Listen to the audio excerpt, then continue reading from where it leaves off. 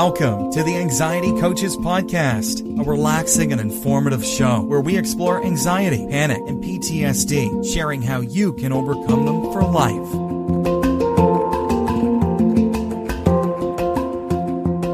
Aloha! Welcome back to the Anxiety Coaches Podcast. I'm your host and coach, Gina Ryan, and I am so happy to be with you again today as together we can consider the many ways to bring your mind and body back to its natural peace and calm. In today's episode, I'm talking about 8 ways that positive actions can help reduce anxiety. We often spend a lot of time in negative thinking when we're anxious, negative thinking about what's going to happen or what could possibly happen, or the effects of what is happening to us right now, and they're always in the negative. So I wanted to pull up some positive actions to help us lean a little bit more toward the positive side of life. It really is a good thing to do. You know, positive psychology focuses on traits and thinking patterns and behaviors and experiences that are forward thinking, that are leaning toward going in a good direction. And these can help improve the quality of life. And it helps us to actually then find and apply our strengths and build on them rather than just always looking at the problem, what's wrong with us, what's wrong with the situation, etc.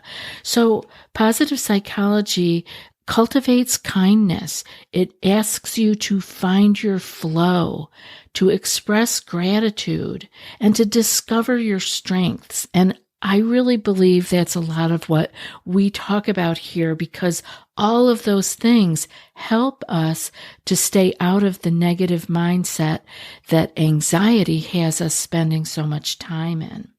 When you develop a positive mindset, you set yourself up for happier and less anxious life. With the stressful and hectic pace that we are all involved in these days, you know, it's summertime when I am recording this, and I happen to remember when I was a kid, we had like real dog days of summer, like August, because we didn't start school until September. August was like this long, logy month of, it was hot and there wasn't anything to do. We'd kind of already taken all the juice out of the summer vacation. And we don't seem to experience that anymore. There are no dog days of summer. We are really in a hectic pace, even through our vacation and summer times. So we want to have a more joyful existence. And so I want to give you some more ideas on how to have that more joyful existence, because anxiety is only a piece of you. And the more you can lean toward the other beautiful parts of your life, the less room there will be for the anxiety to take root.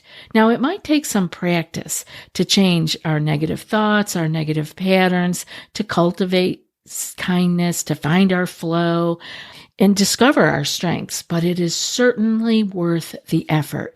You really can do it. And now, a word from our sponsor, BetterHelp. I'm checking in with you to see how you are taking care of your physical brain and your thinking mind these days. How we think and how we deal with stress affects our physical brain. So how well we care for our brain and our mind is vital for how we actually experience life. I'm reminding you right now that you are worth the time and the effort to care for yourself, mind and body. I have someone to talk with to help me care for my mind and body, and you can too. BetterHelp Online Therapy offers phone, video, and even live chat sessions with your therapist. So it's much easier than you may think. It's super affordable, and you can be matched with a therapist in under 48 hours. Our listeners get 10% off their first month at BetterHelp.com/ACP. That's BetterHelp.com/ACP. I want to take a moment before we continue to thank today's sponsor, Ned.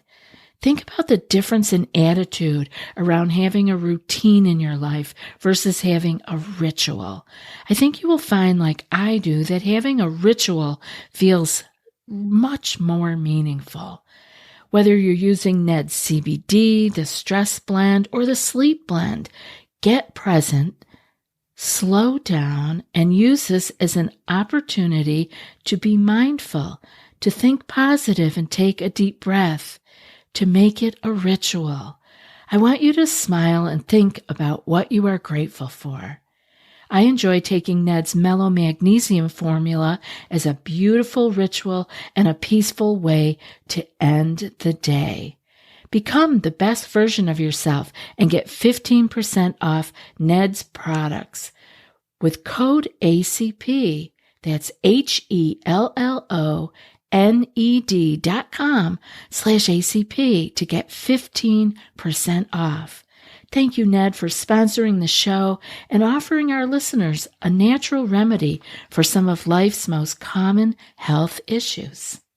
I want you to apply these strategies now to really invigorate your everyday life. These are positive actions that you can really sink your teeth into.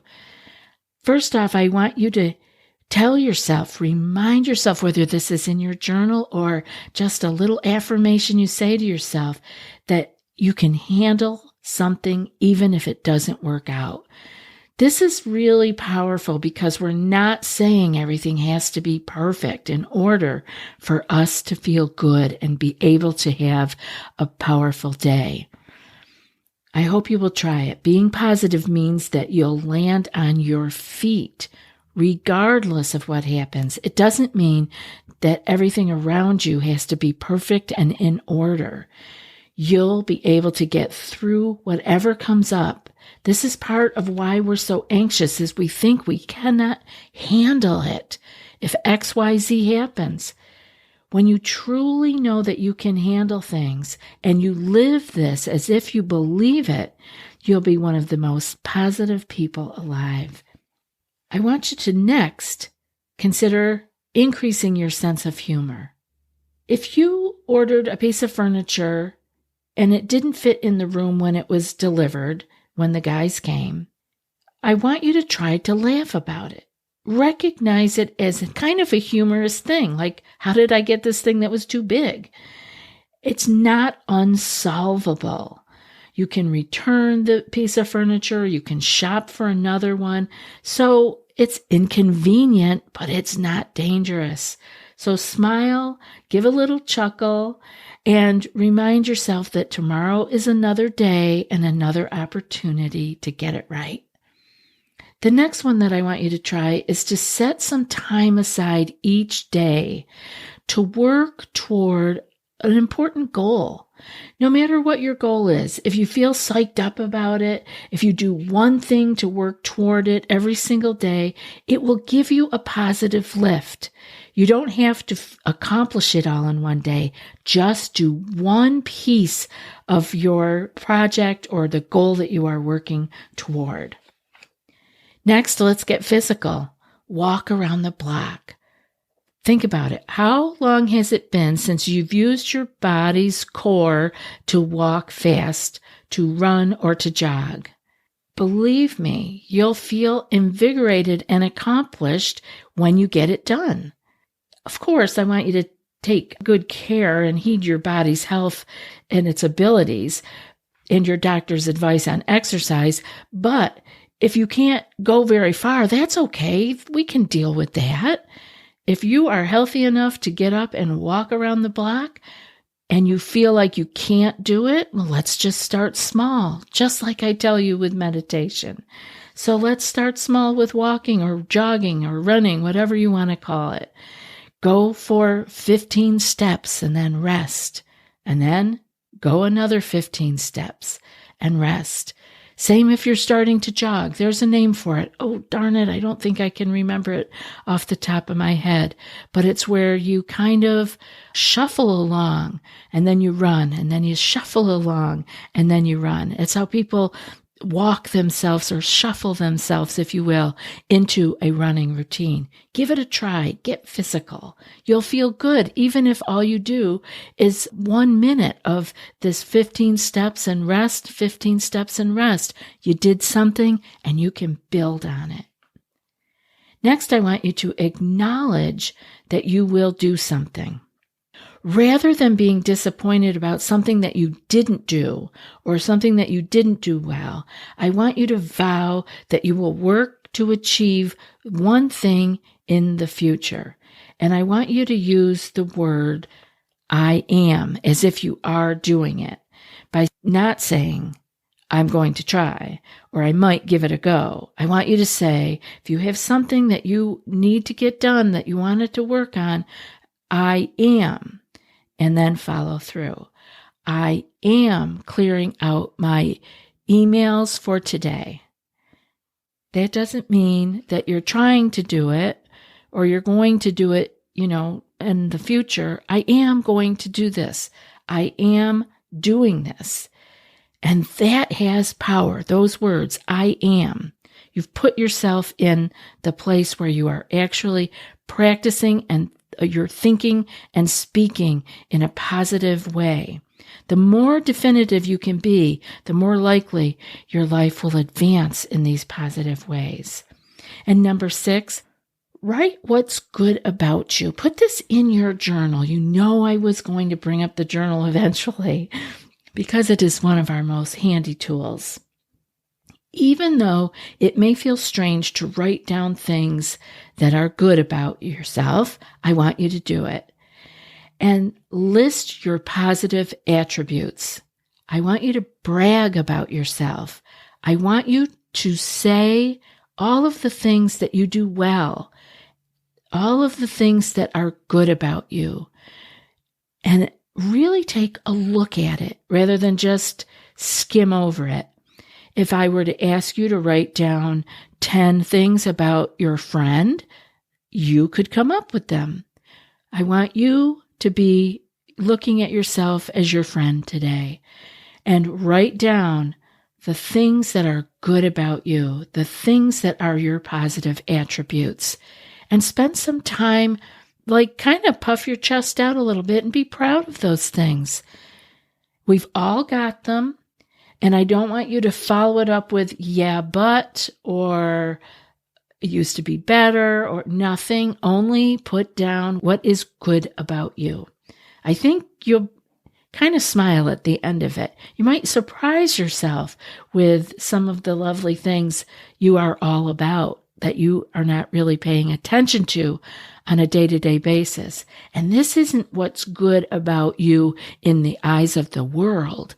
This is about what's good about you from your eyes, from your point of view, your values. This is what's important right now.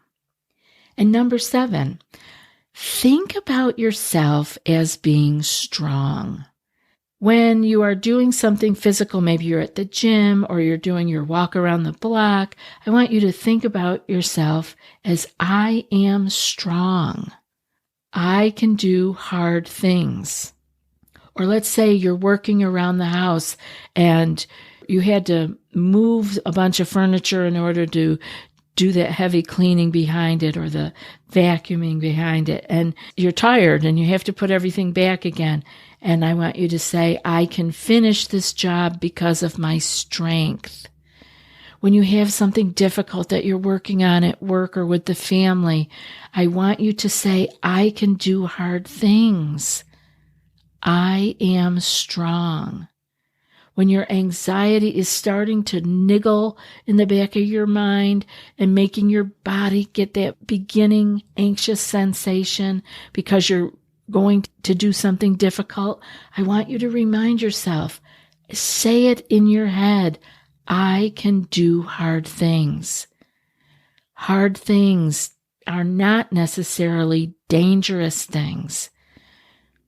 Difficulty is not necessarily dangerous. I can do hard things. Next, I want you to tell yourself that you can do it. When you're in the middle of something, I want you to use those words, I can do it. I can do it. It's a great mantra. It's simple, it's short, and if you repeat it over and over again, you're going to be starting to convince yourself that you can get through not only a grueling or challenging experience, but some of life's more mundane but difficult things. It's a great mantra to keep, and you can keep yourself striving for excellence as you use it. You don't have to achieve excellence. You don't have to tear yourself down because you didn't do something perfectly, but we can strive for excellence. We can call our body to do the best that it can. We can call on our mind to do the best that it can. This is a way that we can use our positive actions and help to reduce the stress and anxiety that so wears on us and keeps us in a negative state of mind. That's it for today's episode. And before I read today's quote, I want to remind you that if you want more than what's offered here and more personal guidance, you might be ready for our group coaching membership program. It's a deeper dive into what you learn here on these episodes. Each month, you'll receive 2 anxiety clearing skill sheets sent in email. You'll also receive 2 live group coaching calls, which are recorded in case you can't attend. Those will help guide you through your challenges. And there's also a secret Facebook group for coach and community support every day, all month long. So if you're ready for more, go to anxietycoachespodcast.com/group-coaching and join today. I'd love to see you in the group. And now for today's quote. We shall see but a little way if we require to understand what we see. And that's from Henry David Thoreau. I'll be back in a few more days with another podcast. Until then, be well and aloha. Thanks so much for joining us for today's episode of the Anxiety Coaches Podcast. Find more information at theanxietycoachespodcast.com.